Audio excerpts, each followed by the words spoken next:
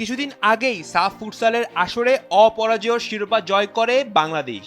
এবার সাফ অনূর্ধ্ব ১৯ নারী চ্যাম্পিয়নশিপে শ্রেষ্ঠত্বের পথে বাংলার বাঘিনীরা নেপালকে তাদের মাটিতেই ৪-০ গোলে উড়িয়ে দিয়ে ফাইনালে পা রেখে অপরাজিত চ্যাম্পিয়ন হওয়ার বার্তা দিয়ে রেখেছে পিটার বাটলারের শিষ্যরা। ফাইনালে প্রতিপক্ষ চিরপ্রতিদ্বন্দ্বী ভারত।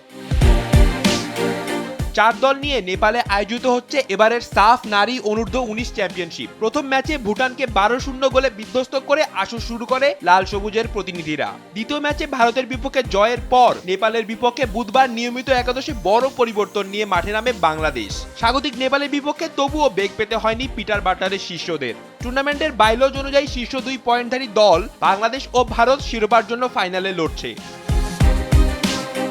বাংলাদেশ জাতীয় দলের প্রধান কোচ পিটার বাটলার অনূর্ধ্ব ১৯ দলের দায়িত্ব নিয়েছেন মূলত এশিয়ান কাপের আগে তরুণ প্রতিভাদের পরখ করে নেয়ার জন্য।